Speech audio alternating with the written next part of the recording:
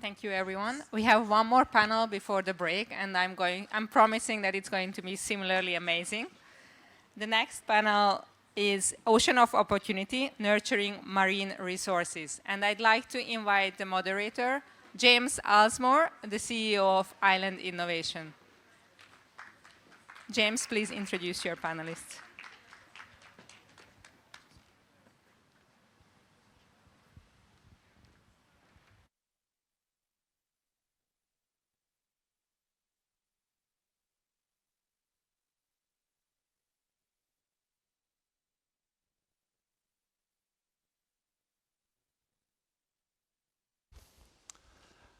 Hello, everyone. Good afternoon, and welcome to the Island of Hope. Thank you all so much for being here with us today.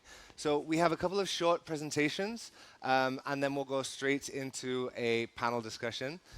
So I'll invite our speakers one at a time, just so we're not sitting in front of the slideshow, to come up and share their presentations, and then we will or move up and go into a discussion. I look forward to lots of audience interaction. This is one of our main ocean panels, and I think there's a lot to discuss on the ocean climate nexus and ocean resources. So first, I believe, David, you have a presentation for us. So I'll invite David O'Sullivan from the Irish Marine Institute to come up and deliver your presentation.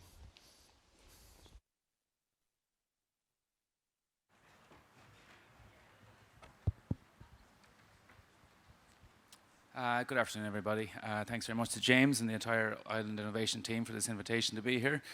I found over the last couple of days in the Blue Zone that it can be a little bit tiring, and you get to feel a little bit jaded when you hear about all the issues that we're all facing. And I'm obviously speaking to a crowd that knows exactly what I'm talking about, and having to constantly bring up your agendas here and there can be a little bit frustrating, but it's also quite inspiring to hear the stories from the separate islands from around the world and from some of the things and the problems that we're trying to face.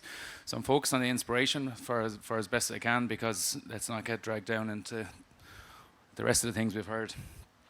I'm David O'Sullivan. I'm from Ireland, and Ireland has made a big commitment over the last number of years for developmental aid, and I speak on behalf of the Our Shared Ocean programme, which is Ireland's commitment to build research partnerships with small island developing states. Ireland is an island. We're in the northeast. I just realised I've got a map of Ireland. We're an island. We're a small island, and we're also a large oceanic state. We're in the northeast of the Atlantic, and we've had a history that's up and down. At the moment, I would say we're probably slightly up. We've got a good marine research infrastructure. We've got good knowledge about what goes on in our ocean. We've got beginnings of a good marine spatial plan. We've got the most comprehensive seabed map of any civilian nation on this planet. We've mapped 80 to 85% of our entire EEZ, which is quite extensive, which is 7 times the area of Ireland's landmass.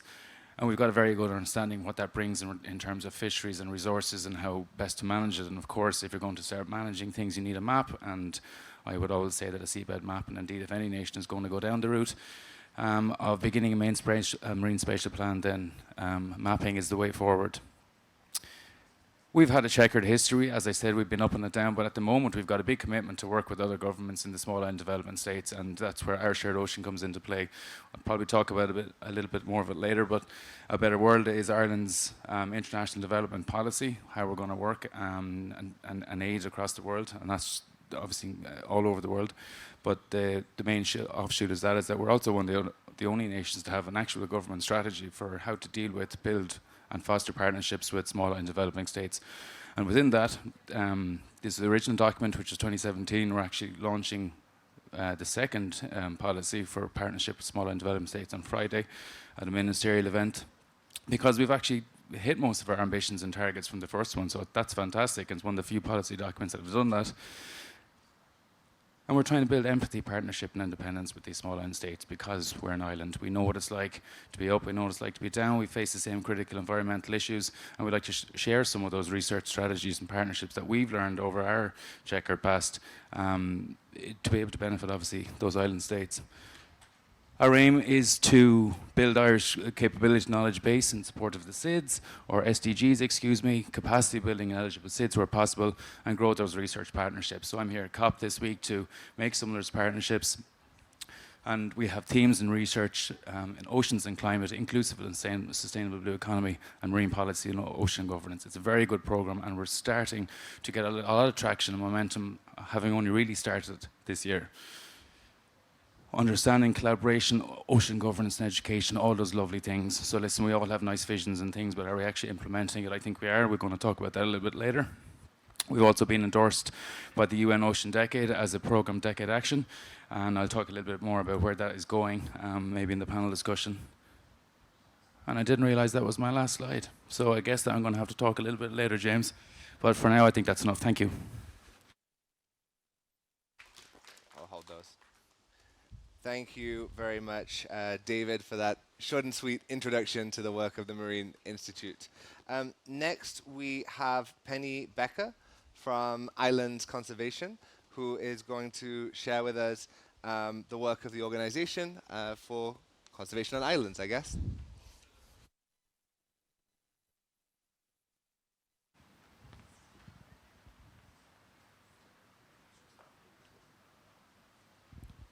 Hi, everyone. So as you saw in the last panel, I have a doppelganger. Her name is Penny Langhammer. She happens to be one of our amazing partners in Rewild, and she talked a little bit about a very similar topic that I'm going to talk about today. And it's really the journey of our organization, Island Conservation, as well. You've heard a little bit generally about how important and how special islands are for wildlife, the endemic species, and the diversity that's found nowhere else on Earth. But these places are also really fragile, and subject to a lot of change and disturbance means that things like invasive species can have huge impacts in these places. And in this case, 86% of all extinctions recorded are due to invasive species. And that has really been the focus of my organization, Island Conservation, for the better part of 25 years. But we've really been evolving past this. We've been able to accomplish great things, hundreds of species saved, and dramatic benefits on land. And that's been the focus, is thinking about islands as a terrestrial ecosystem. But as we've been working with local and indigenous communities, the thing that really hits home is that we should be thinking about an island ocean ecosystem as one thing. It's a barrier that we have created between land and sea that doesn't exist for them. Within the fabric of their culture, they're thinking about the land, the sea, and the community all intertwined. And there's a lot of lessons that could be learned in terms of the interventions that and the magnitude that can happen when you combine land and sea together. And there's a lot of recent science that has drawn attention to this and been spurring forward a lot of practitioners and academics and researchers to be thinking about this issue, but it's not new. For generations, you've got indigenous communities that have been thinking about land and sea together and thinking about it in one ecosystem. Here's an example of an atoll. This one has no invasive species, and really what you're seeing here is an abundance of wildlife. And that wildlife, such as seabirds, are foraging far off in oceanic waters, and they're bringing back nutrients. And those nutrients and the vegetation and the movements of things like giant land crabs that you can see there are then able to nourish and fertilize everything in the nearshore environment. Think about coral reefs, mangroves, seagrasses, and that cycle really is a healthy island ocean ecosystem. And it's really dependent upon what we call connector species, these species that live at that nexus between land and sea and are bringing those nutrients. On the other side, though, the problem is that invasive species can almost eliminate or severely reduce these connector species and breaking the ecosystem connections that we know are supposed to exist. Things like rats might directly prey upon connector species, they may compete for food with them, and they may displace them 100%. Other things like goats might trample or overgraze an entire ecosystem and change the entire vegetation of the system. They may lead to dramatic erosion, which of course during climate change is what we can't afford to do. And in some dramatic cases, like what you see here with the Hawaiian monk seal, you have things like pathogens that cross from invasive species into marine mammals. The good news is we know that you can actually change this entire dynamic and you can reconnect islands and oceans. This is an example in the Chagos archipelago in the Indian Ocean. They found 250 times more nutrients adjacent to places where you have abundant seabird populations. And that, of course, led to thriving vegetation and populations of wildlife. And this was the case adjacent in the coral reefs, with up to 50% more fish in the reefs next to these islands with lots of wildlife. In other places like Fiji, where they've looked at lagoons that have abundant wildlife and nutrients, you find that the corals are growing up to 4 times faster. And then in other studies in the Chagos, they've shown that after bleaching events, that the corals are responding and recovering more completely and more quickly. In the Palmyra Atoll in the Pacific, not only just between 3 years after invasives were removed did we see 5,000% more native trees come back. You saw that providing habitat to seabirds, much larger seabird populations. They're bringing the nutrients to the land. And then, of course, that means that you have plankton populations close by that are providing a huge source of forage areas for manta rays. So even giant megafauna can be impacted through these changes. And some of these examples might seem like they're really places where there are scarce people, but the truth of the matter is that in almost every single restoration project, it's the communities that are leading these. We're helping them, provide a service to them and supporting them in any way that we possibly can, but they're at the forefront saying, this is important to us for cultural reasons, for natural resource reasons, for tourism, whatever it might be, and inviting us in to work with them on these projects. And it should be the goal of all of us to come together and to try to support them the best way that we can. Towards this, in 2022, we worked with our partners Rewild and Scripps Institution of Oceanography to launch the Island Ocean Connection Challenge. And really, it's about breaking down those barriers between land and sea to benefit islands, to benefit biodiversity, to benefit the island communities themselves, and to help fight climate change. And through this process, we have already signed up 29 members who have very strong pledges towards this work. And our ambitious but realistic goal is to restore from ridge to reef, like Penny was talking about, these island ocean ecosystems in 40 places across the world by 2030. And so right now, of course, is a really critical time for islands and oceans as we know. And so it's all of our jobs to come together to support these island communities and what they are striving to do to get their ecosystems as a first line of defense against climate change. Thank you very much.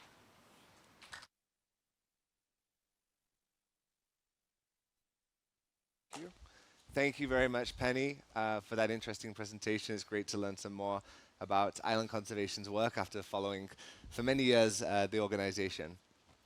So I'd now like to invite up Dr. Nick Hardman-Mountford, the head of Oceans and Natural Resources at the Commonwealth. We'll do a short conversation and then we'll go into the panel discussion afterwards. Thank you, James. Should we sit?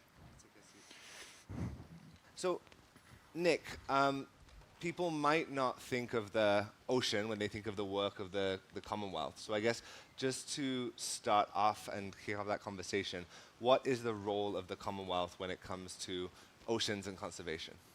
Thanks, James. Well, we've been having a conversation about nature here, and that's really important, because nature is amazing.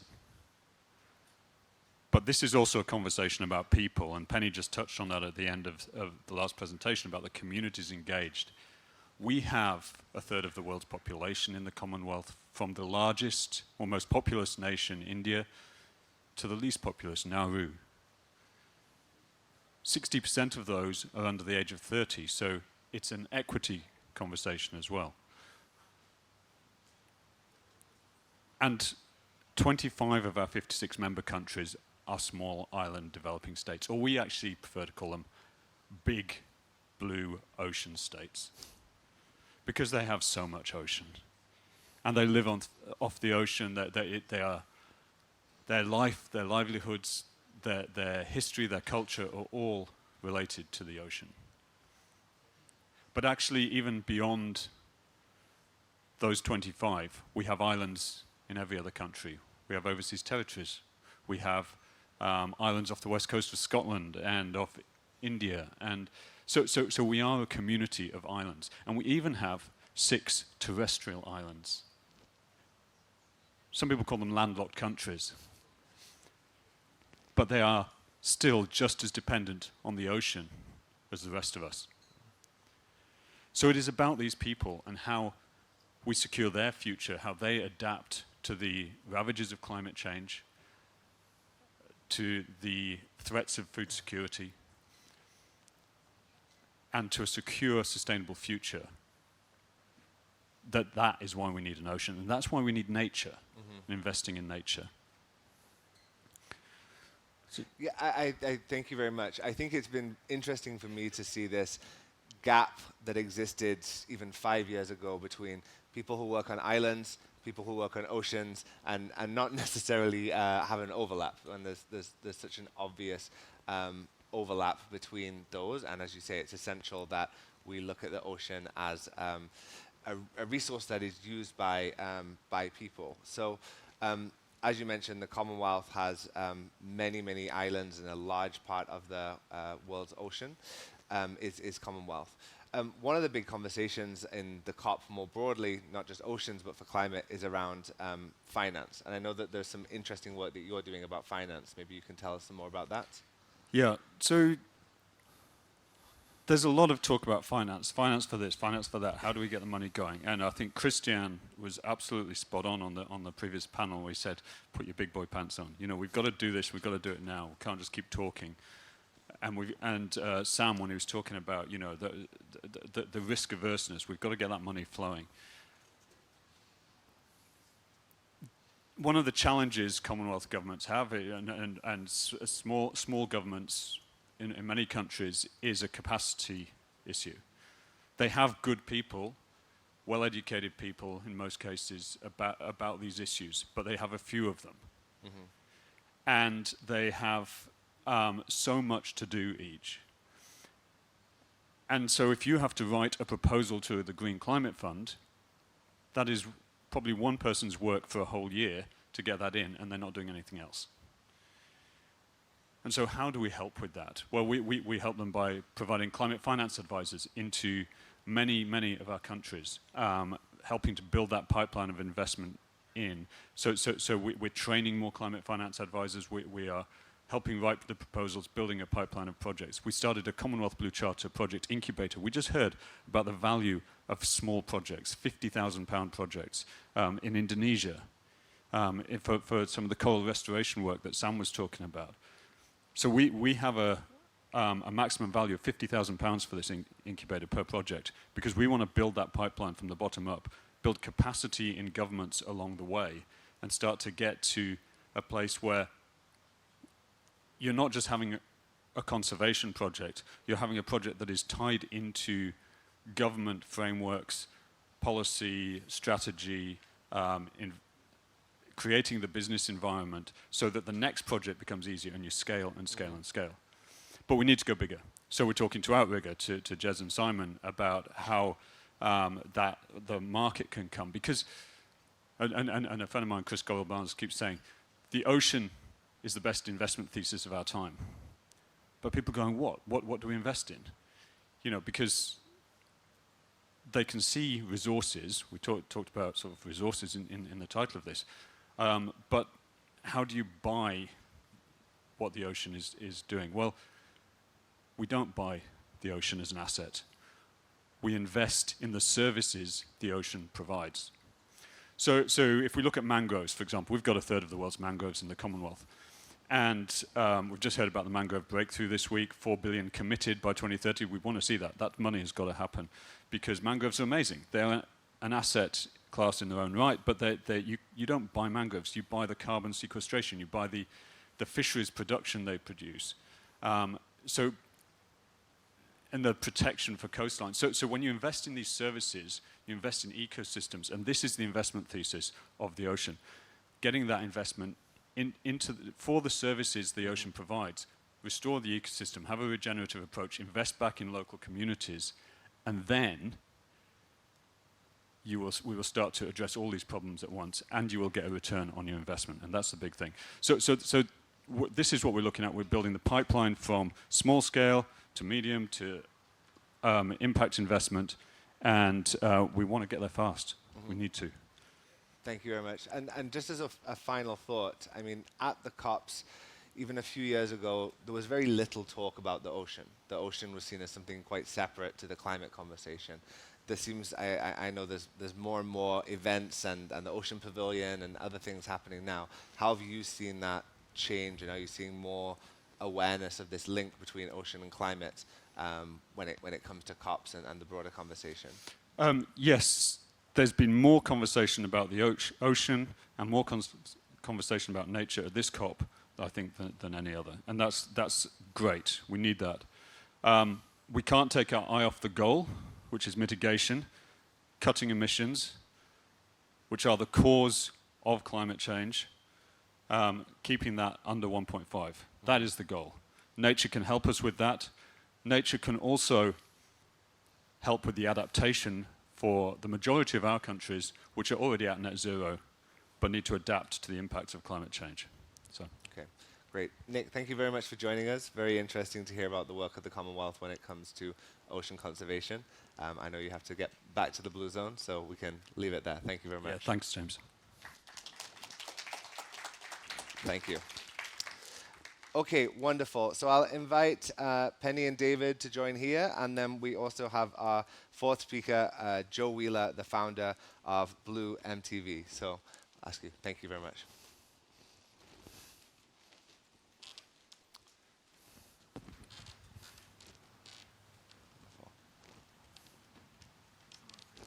So you can keep it. Okay, wonderful. So, Joe, I think we better start with you.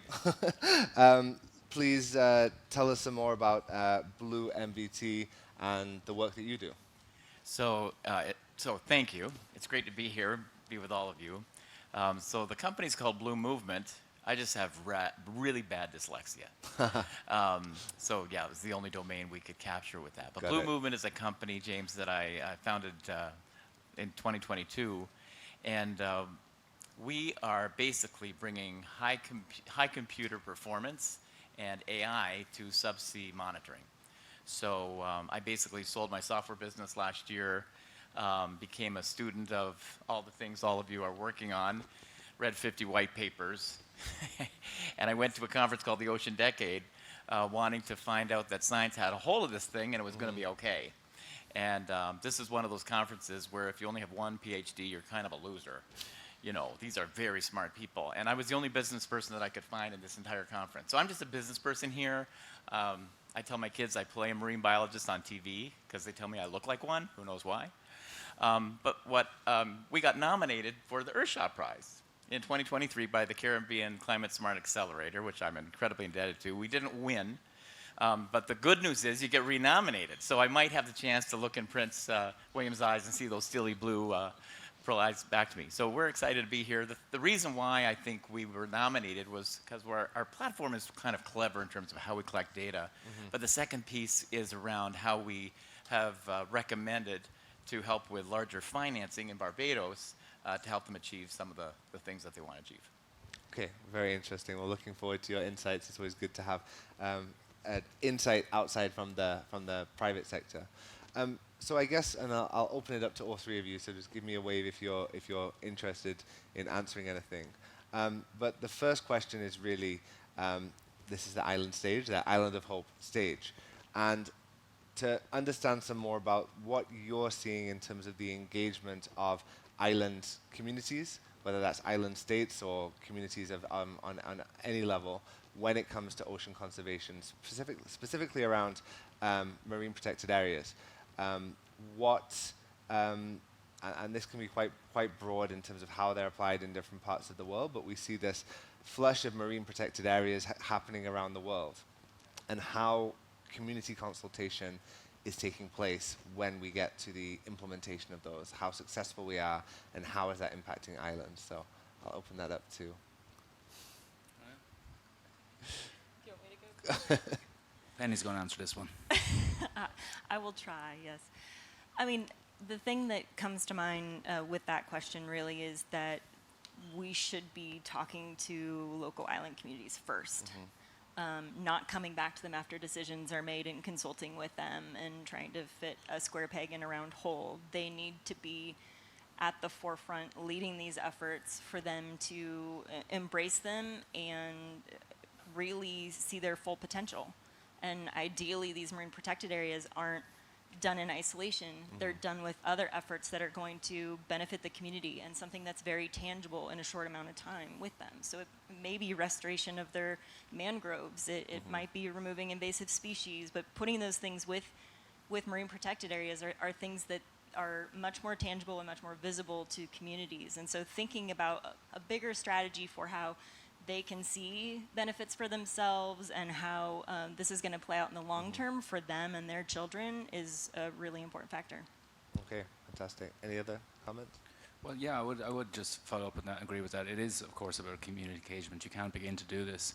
I mean, some of the highbrow scientific papers will tell you about the single large or several small approach to MPAs and how you would designate them. Do you go one large area or do you know a little network of smaller areas? And that is maybe a more scientific way of looking at it, but you're never going to be able to implement that. And if you come in at a high level at a local community by trying to argue the demographics of where and how these things should exist, I mean, the larger marine protected areas in the Pacific also are within islands and single developing states who have leased some of the waters, at least, maybe not all in some cases, for international fishing rights because they have actually no resources coming in. So they're on the boundary of trying to sustain their waters, but also knowing that they have very little other way to generate any income into the island. So it's a tightrope they're walking while knowing that it's an issue for the environment, but also trying to provide resources for their nations. And here's an example of a project we're involved in with Haiti.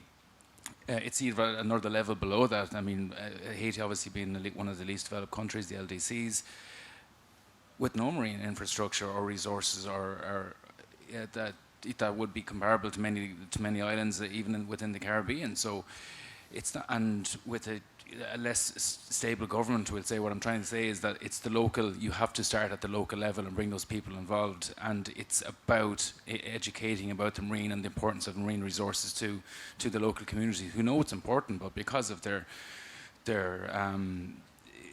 because of the resources available to them, they're obviously they quite often are hunting and taking some of these species that we would throw our eyes up and say, oh my God, I can't believe you're after catching that turtle, but they're saying, well, it's going to feed this village for a week, and what response do you have for that? Except to educate, bring in the importance of these marine animals and how they affect the ecosystem, and bit by bit build up this community engagement. We're after funding 150,000 to specifically build a community network within Haiti, which is just built up entirely of volunteers who have day jobs and do everything else they have to do on top of it, but begin to build that awareness. And that's where you have to start in some of these instances, really down low at the ground level. And I think I'll stop there on that one. Okay, great. Do we have any questions from the floor or comments anyone would like to share on these topics? Kettle, Ari, can we... Sorry, we need to get the microphone.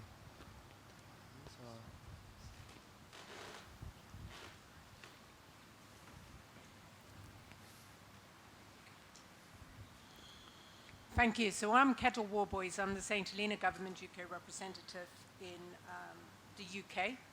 But I also chair the UK Overseas Territories Association Environment Group. So if any of you were in the room earlier when my minister spoke, our MPA would not have been successful without the local engagement. And you've now got fishers who are renowned for being quite difficult to engage with, actually suggesting that we have further conservation issues. So some of the fish species, the size should be increased, so the fish have got more time to grow. But I guess my point also is, even with us doing or having MPAs, it is really the High Seas Treaty that's also important to save the ocean. We can't do it on our own. It needs to be a global effort. Thank you. Quick comment. Thank you very much. I was hoping we'd hear from St. Helena because I think the MPA work that's happened there, especially on that community engagement front, is very interesting. And it's a good point about the high seas, that we have to look at the whole picture, something that I know has been a challenging move. So Joe, can the fake marine biologist make a quick point? go for it. So I really appreciate your point because I learned two things about this. The first is that Steve Gaines at the University of California, Santa Barbara, co-wrote a paper that looked at this and said, you know, if there was a global plan for marine protected areas, it would double the productivity in terms of food provision, carbon benefits, and biodiversity. I don't know if that'll ever happen, but if it did, like 50% productivity improvement really is like pretty remarkable. The second thing is what I've learned from the folks at NOAA is the hard thing, at least in America, is like enforcement of these marine protected areas. As you know, there's not one, there's 6 types of marine protected areas. The fact that you're at a level 6 is pretty remarkable. But the hard part in big areas is how do you kind of enforce this? And it sounds like you've done a great job of getting local fishers and things like that, like really supporting it. But for other parts of the world, that might be a really tricky problem. Absolutely. Any other? We have another point over here. Yeah. And just while we're going there, I think that's a really crucial point, especially in the Pacific, where the ocean area being covered is vast. And so an MPA, what does that really mean without enforcement? The security value of being able to, the security power needed to be able to police those areas is huge. So we had a point over here. Hi, yes. So it was just thinking about some of the trade-offs, and also there's been quite a lot of conversation around making financial instruments accessible for frontline people and communities. But then just thinking, so the concrete example is in Barbados, where there's obviously a lot of coastal erosion and there's going to be significant changes happening as sea level rises. There are proposals to do some hard engineering to protect the beaches. And these have been presented to the communities and to people. And really the observation is, it's really hard to know as a member of the public, as an informed member of the public, what the right way forward is. So some people have responded to that consultation, and it's proposed that a big loan is taken out from the IADB to develop this kind of boardwalk and goits, etc., on beaches where there's green turtles nesting. And really it's just about the mismatch and about the power asymmetry between sort of those who understand the technical approach, the engineering approach, etc., put a huge documents and bundles of papers together, present them to communities, and then they're supposed to respond. Do I think that's a good idea? Do I not think that's a good idea? Do I give my permission for this to happen on our beautiful beach or not? Not really knowing enough about what the potential impacts are of sea level rises, etc. So it's not really a question, it's just another dimension to figuring it out. Sorry, would you like to introduce yourself? Yeah, sorry. My name's Danielle Morley. I'm the CEO of Bonsucro. And Bonsucro, we're a global sustainability platform in sugarcane. Okay, thank you. Claire had a point here as well. We'll just take a couple of points and then we'll come back down here.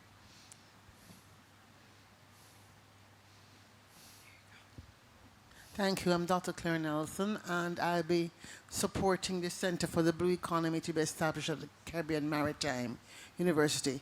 We're going to be doing we're looking forward to doing a Caribbean Ocean Futures project. Because one of the challenges is this data question and who is in the room question. And one of the challenges in the Caribbean region is that everybody has their own data.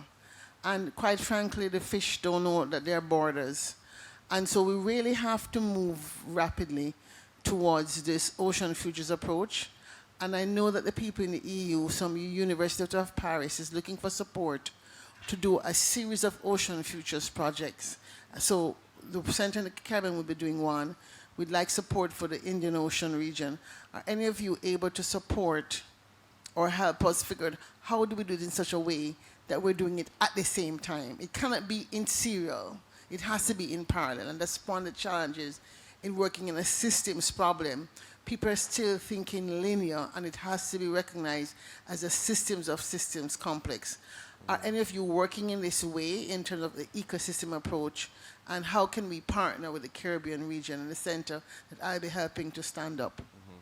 I think the point you make about data is critical, because even if data is available for one country, that data across the region varies so much, it's often not comparable. So we have 2 points here about the data and collaboration, and also about the challenges of community engagement. Penny. Yeah, and I think that's a really excellent point. It's one of the challenges we have across the world when you're trying to truly understand a system. There's apples and oranges information that's collected, and you can't really put them together.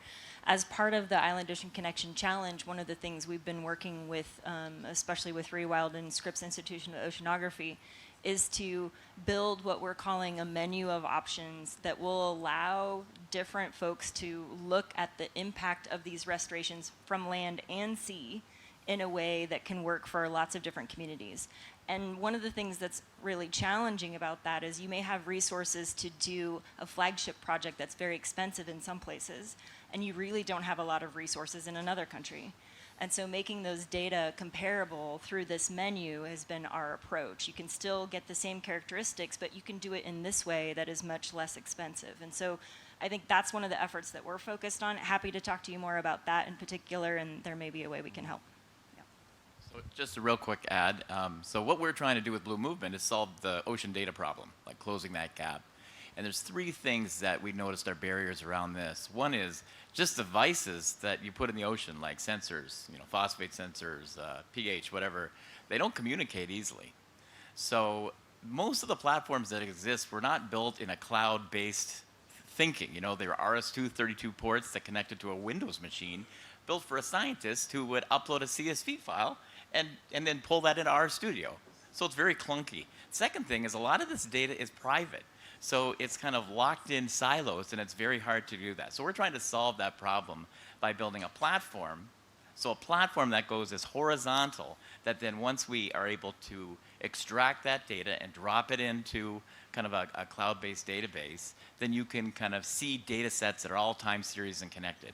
So our hope is to begin this in Rhode Island, where we'll start to power their digital experience center, but then to work with Barbados in terms of helping them build what our Earthshot Prize was this digital twinning of 6 important coastal areas for Dr. Brewster, and be able to start to build a platform. And I think once we do that, this is something that, because it's a platform, you could would have extensibility to other parts of the Caribbean.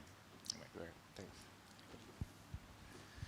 I want to come in quickly there if I can as well. Just on the Barbados issue, having been involved in some stakeholder negotiations in Ireland for general things that we're doing, it's better to get it on top of it. All politics is local. It's really how you frame the story early on as regards how it's going to end up, really. In response to your own question, we've actually got a partnership with the Caribbean Maritime University, where I actually just signed a grant agreement to get that moving just within the last couple of weeks. Our Shared Ocean, which is the project, the Marine Institute, which is funded by the Government of Ireland. Sorry, I should have known that one. The Irish Aid. I realised I didn't give a good presentation earlier. Is about getting out there and understand those stories. And yes, everything is siloed, so the more we can kind of connect everybody together at the same time, and what we tried to do from the program's outset is to create this equitability to make sure that we're reaching everybody equally. So one of the first things we had to do was look at the eligibility. I was given a list of SIDS, and this is the 37 SIDS you can work with. And I said, well, what about the other 20, the non-regional and the UN membership states and all those exact. So we got those included on the list. Now there's 57 different states we can work with. I know that doesn't pertain to your question per se, but the next thing we looked at was the direct funding and how we could fund directly into some of these institutions, because the original document that I had has to have an Irish lead partner. Now, even though we've got lots of research and benefits and expertise to offer, and indeed we think we can help with in many ways, it's very unfair of me to sell the story to you and then have to say, but you need an Irish lead partner. So we removed that right and just encourage you to have an Irish lead partner, and we can maybe make those introductions and so on and so forth. But that's opened up a whole world of applications to us. All of a sudden, the project is after really bringing momentum. We've removed barriers every time we've seen one, and it's really worked well. So we have this project in Haiti. We've got a program that's going to work on the sargassum issue with the Caribbean Maritime University, and they're linked up with an institution in Galway who are doing similar research, and there's funding that we're doing there, and there's shared learning and knowledge transfer, understanding that some of the transfer is a two-way thing. We don't have all the answers. You guys have the solutions. We can maybe help you walk through it, maybe we can learn something together, and then we can apply it regionally in the Indian Ocean. And that's kind of what we're hoping to do. So absolutely happy to have a chat with you later on that one too. That's okay. Thank you very much, David. Any other? Yes? Yes, hi. Hey, Patrice Horner. I'm an island ambassador in Bermuda, an Irish citizen. You know, maybe we could make this work. Sláinte. But what I did was I introduced the island group. 600 or so islands are members of this island ambassador program that Stacy runs. And I introduced them to the open platform of Sea Sketch. And it's coming out of the University of San Diego, I believe it is. This is a program where every island can take and download their island from various geo tracks, and then map in, and what I've asked them to do is map in where there's mangroves, where is there potential for mangroves, what is the coral like, and then be able to collapse those across all the islands for large-scale grants and planning. So funding would be helpful because people are trying to self-learn this, and where it's fairly intuitive, it does need a little guidance. If you hadn't seen the Island Ambassador session on that, it was a training session that's on their website. But this is probably one of the fastest ways to get all that information together. It's already in existence. It can be manipulated behind the scenes once people provide fairly simple parameters. So let's talk. Thanks. Thank you, Patrice. You have any other comments from the audience? Okay, well, I'll give each of you a minute or so to wrap up and share any final thoughts you might have or anything that we didn't yet get to cover. So maybe we start with Penny. Sure. I mean, so one of the things I think that I just wanted to give a plug to the Island Ocean Connection Challenge again, because I really feel like this is a way for us to move forward and link the story of islands and islanders to ocean conservation and really make headway in terms of restoring what's already out there and bringing benefits to them. And the opportunity really is to be thinking about, yes, mangroves are getting a lot of attention right now. The ocean is starting to get a little bit more attention. How do you bring together these projects so that they can work together in synergy to bring maximum benefits? Thank you. Thank you.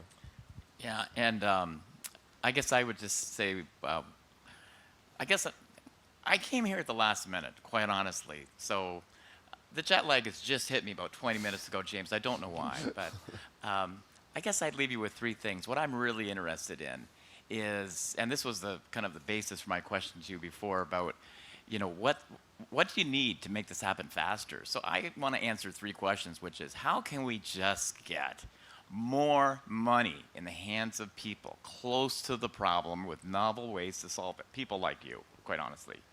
And can I ask you, do you have enough money? No.